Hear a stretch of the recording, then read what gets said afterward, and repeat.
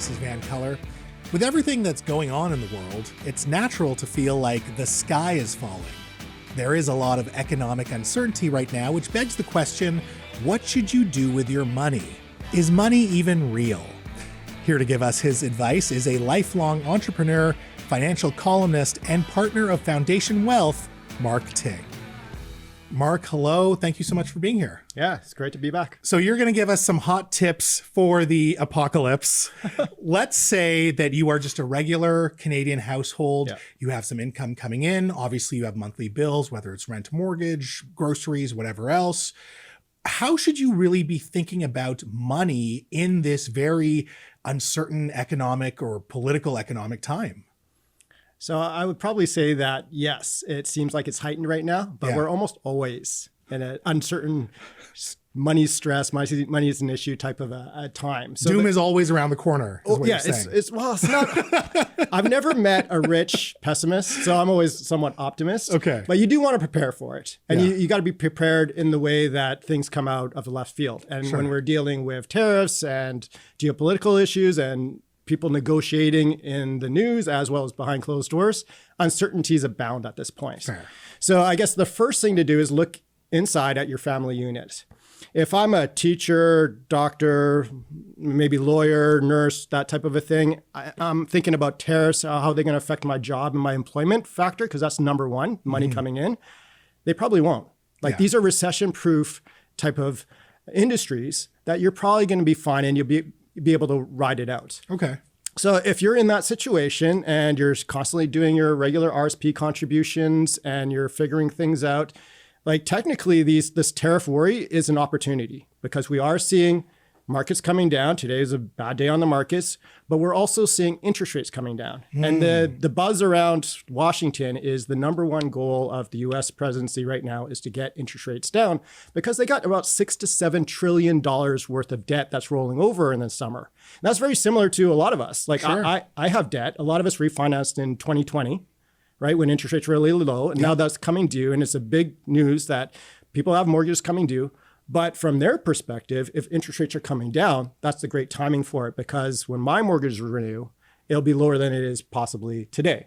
And I've already got my bank calling me, asking me if I want to renew early. Oh. But they want me to lock in at today's rates. Right, because they're anticipating that rates will come down a little later. I don't know what they're participating. I'm not going to put words in their mouth, but just so you know, I told them, no, I'm going to wait because very good chance, very high possibility, the low rate, the variable rate will be coming down in a week or so. I forget when, but that will be coming down, could come down a couple of times more because our economy is weak and it could be weaker because of these tariffs. So from purely a mortgage renewal perspective, this could be a good thing. Now, if you're on the flip side, you're in an industry and maybe you and your spouse are in the similar type of industry where it's very export related and these tariffs could have a really big effect where possibly unemployment's on the table. Then it's a completely different.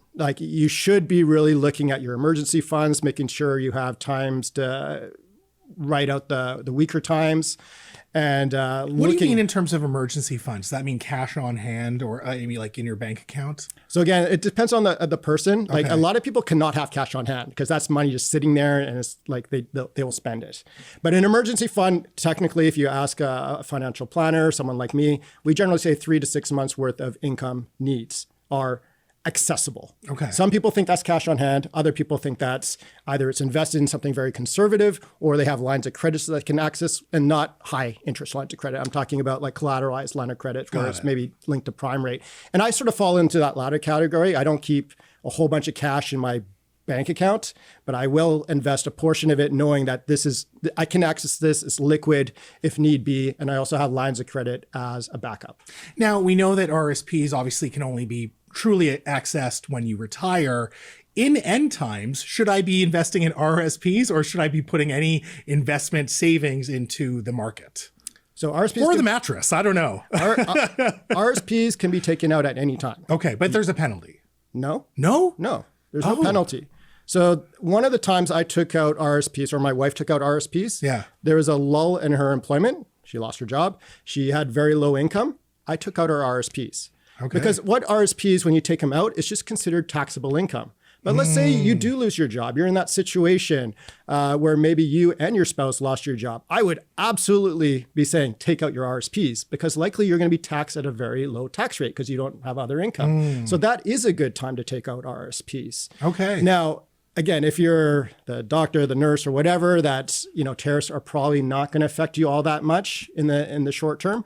Then I would be taking advantage of this volatility in the markets and just continue doing what you were doing. If you're doing it every month, which is often what people do not stop. Okay. Do not go overly conservative. Got it. If you look at when is the best time to invest from a dollar bang for your buck type of a situation, you ask yourself, am I feeling uncomfortable about the markets? And if the answer is yes, invest. Buy the dip. Buy the dip. Right. And it might not be the dip.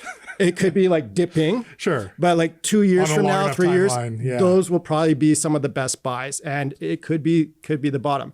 I don't, like, my personal belief is that this will not last too much longer. Like, I'm thinking, 4 or 5 months. Okay. I'm actually thinking that a lot of this is manufactured in order to get those lower interest rates because they have so much debt renewing. But once they renew that debt, it's almost like that timeline's over. They accomplish their goal, and then they're going to move on to something else. And the Trump administration really, really wants the midterm elections to go his way. So they're not going to go his way if there's a recession and markets are down. So I think it's short-term pain right now.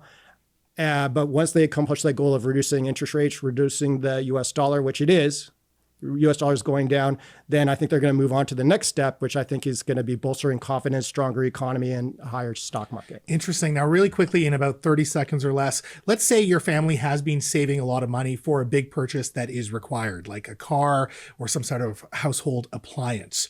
With maybe the fear of inflation coming around the corner or re-emerging, should you just spend that money right away to buy that thing? Or should you actually wait in those and have that money in contingency funds or whatever else? That's a tough one, because I think it's a deal.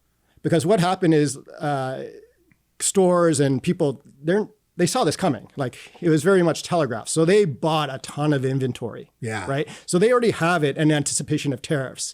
So if the economy goes bad, headlines get really bad, and people stop spending, which is often what happens, then they might have to sell that, and they might have big discounts. Same with real estate, same with a whole bunch of other big purchases. But I would not be spending a ton of money right now trying to chase if things are going higher. I would hold off and wait for a better deal. Great advice, Mark. Thank you so much for your time tonight. Thank you. Folks, that was Mark Ting, partner and portfolio manager at Foundation Wealth.